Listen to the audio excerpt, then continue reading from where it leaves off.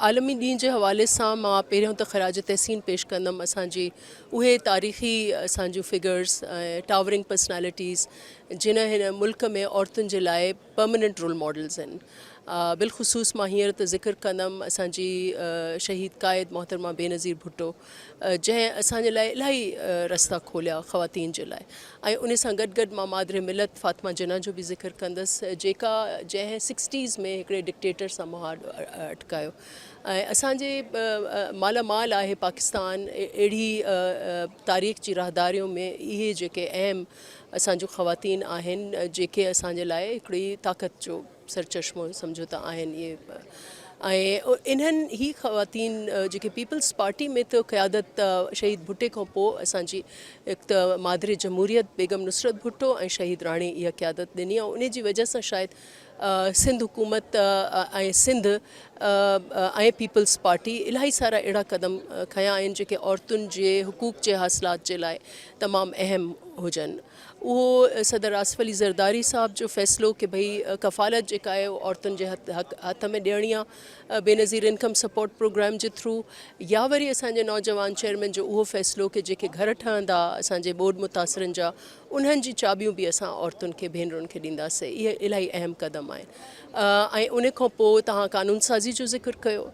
कानून साज़ी में बि तव्हां ॾिठो हूंदो कि हाणे पंजाब 15 सालनि खां पोइ इहो फ़ैसिलो कयो आहे कि चाइल्ड मैरिज खे असांखे डिस्करेज करिणो आहे। ऐं इहो फ़ैसिलो पीपल्स पार्टी कई ॾहायूं पहिरियों 2013 में शायदि 2013 या उन 2008-13 वारे दौर में पीपल्स पार्टी सिंध हुकूमत इहो फ़ैसिलो करे चुकी हुई त कई सारी अहम कानून साज़ी पीपल्स पार्टी जी जेका आहे इन्हे जेका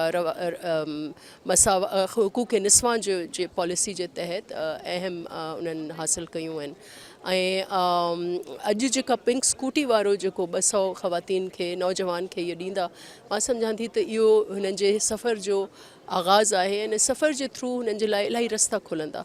उन्हनि जा ख़्वाब उन्हनि खे हासिलु थियण में इहा स्कूटी जेका आहे उन्हनि खे हिकिड़ो किरदारु अदा कंदी। उहा मंज़िल हुननि जी एजुकेशन हुजे, उहा मंज़िल हुननि जी रोज़गार हुजे, हीउ हिकिड़ो हुननि जे सफ़र जे लाइ अहिड़ो ज़रियो आहे जेके हुनखे हिकिड़ो ताक़त ॾींदियूं, इंडिपेंडेंस ॾींदियूं। जेसिताईं तव्हांजो इलाही अहम सुवालु आहे कि असां कानून साज़ी में त तव्हां ॾिठो हूंदो त असांजूं विमेन मेंबर्स इलाही सर फ़हिरिस्त आहिनि ऐं उन्हनि जी इंट्रस्ट जी वजह सां इलाही कानून साज़ी थी आहे। पर छा असांखे उहे रिज़ल्ट्स अचीव थिया आहिनि या न?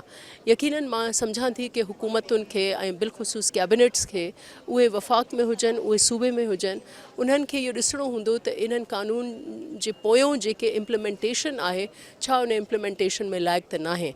ऐं मां शुक्र हींअर मूंखे मौक़ो मिलियो, पंहिंजी पार्टी ॾिनो त मां पार्लियामान में हिकिड़ी स्पेशल कमेटी जी सरबराही थी कयां जेके इन्हनि शयुनि खे ॾिसनि था।